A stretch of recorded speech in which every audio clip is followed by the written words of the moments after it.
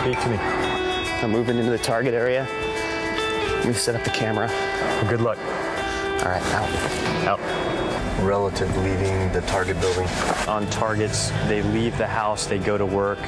This guy is unemployed, and apparently he doesn't like to go out very often. Maintain focus on a target. You're trying to make sure that no one is eyeballing your vehicle. I have eyes on from the back. Let's go. He knows that we are on to him. 500 meters. This is Hilo 1. Suspect car is crossing the bridge. All right, I got him right up ahead. Copy that. Whew. That was a clip from The Wanted, the controversial new NBC series debuting tonight, where investigators track down real-life, high-profile terrorists living freely in Western countries. Here with us now, executive producer Charlie Ebersol and counterterrorism expert Roger Carstens. Courtney Hazlett joins us as well. Thanks all for being here. Thanks for having me. Great to have you. All right, let's get to this. Charlie, tell us why this show, how it came together, and how you're pulling it off. So timely. 2 years ago, my producing partner, who's also on the show, Adam Swaralski, we met, and he told me about this thing, that there was this list of hundreds, if not thousands, of accused war criminals and terrorists that were living in the U.S. and Europe. And at first it was kind of like, that sounds like a bad James Bond movie, not reality. But the truth of the matter is, it's real, and they're happening right now. And so we sat down with Steve Kappas, the president of NBC News, and we started kind of roundtabling what we could do. And the series kind of grew out of that. And the concept was, could we marry rigorous investigative journalism with kind of cinematic and visually arresting production values and bring them together into an hour show where, you know, the news purists could watch it and say this is good journalism, and my 16-year-old neighbor could watch it and go, I want to tune in at 10 p.m. Yeah, reality TV viewers go for this as well.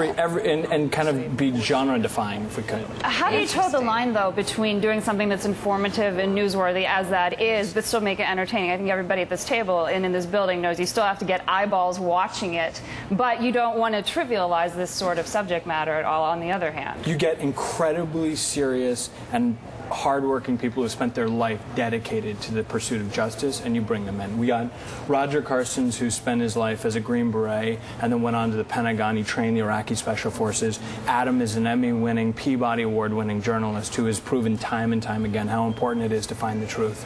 Scott Tyler, a Navy SEAL who did tours in Iraq and Afghanistan, served his country with honor. And then David Crane, who's the foremost U.S. prosecutor of the last 60 years, the first guy to try war crimes since Nuremberg.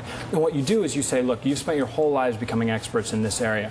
Now take that thing and go and do this investigation. I'm not going to tell you how to do it. You're not a journalist, you're a soldier, you're not a journalist, you're a diplomat. How do you approach it? And we get this 360-degree approach, which ends up being more than an investigation you normally see. And I think we're almost more honest than any other type of news investigation because we break down that fourth wall. You go in and you see everything that we do on camera because we have an entire hour to do it. Yeah. And we just make it look like Jason Bourne. Roger, take us inside one of these pursuits, since you're one of the guys doing the investigating. Do you work with law enforcement? How does it all go down? You know, we do attempt to work with law enforcement. In every case, we try to get with local authorities, state authorities, and even federal authorities to talk about this case, kind of get their perspective. And if we're lucky, again, keeping in mind these people are just accused, if we're lucky, we get these people to maybe effect some sort of arrest or some sort of legal confrontation.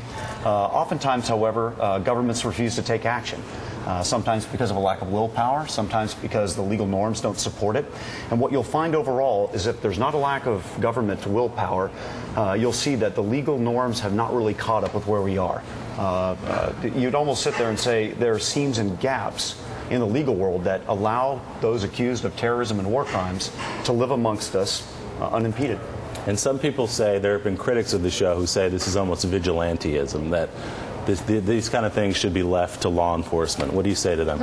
I would actually challenge that, and just saying that the communities that I care about personally, the special operations community and the people that I work with on Capitol Hill, we've had 2 screenings, and they've both been very positive. They've come back saying this is good TV, it's good journalism, and this is something that needed to be done. We screened it on Capitol Hill last Wednesday for about 500 people from Department of Defense, DOJ, State, pretty much everybody from his community, the Special Operations Command, etc. And across the board, the biggest resounding response we got was, we have more targets for you. You need to look into this because this is really important. Homeland Security came afterwards and was like, we like what you've done, here are some thoughts. You know, and it was like, okay, you know, because what we do, the difference is we're completely independent from these groups. So when we go out and do it, we're not putting handcuffs on anybody, we're not doing the arrest ourselves. We're doing all the investigation, looking for a way for justice to occur. And that's, I think that's really the difference there that allows us to be comfortable with those groups. When difficult stories like this are told, I think one of the criticisms, whether you're talking about terrorism or a certain political issue or healthcare, is great, we've raised awareness, we understand that, so what's the next step? And so my question for you two would be, what is the next step now that you have people? I'm sure you don't want, you know, Joe Schmo down the block thinking he works for Homeland Security all of a sudden and profiling people in their neighborhood. But what is the logical next step after you expose these sorts of situations on this show? Well, Joe Schmo's not a lieutenant colonel in the Green Berets. Joe Schmo didn't spend the last 30 years perfecting an art form in terms of the pursuit of justice. I think the controversy and the criticism here is the idea that these guys are living freely in Europe and the United States and they're untouched. And what we do is we bring in professionals, guys who've spent their lives doing this, and say, what can we do to move this football down the field? And I mean, that was the biggest, that's how we got Roger to do this show. And I have to say that in many cases, our show has acted as a catalyst for government action. We have shined a light on some cases that have been dormant for years. And when you see some of the shows that come up, you'll see that governments are now moving together to take some semblance of action. So that's exciting. I think it's powerful. And the reviews aren't bad either. Washington Post Tom Shales saying The Wanted could also prove to be The Needed. Not bad. A highly charged knockout is what Tom Shales says. Guys, thanks for coming on. Thank you so much. Thanks. Good luck with the show. Catch the Wanted series premiere tonight, 10 p.m. on NBC.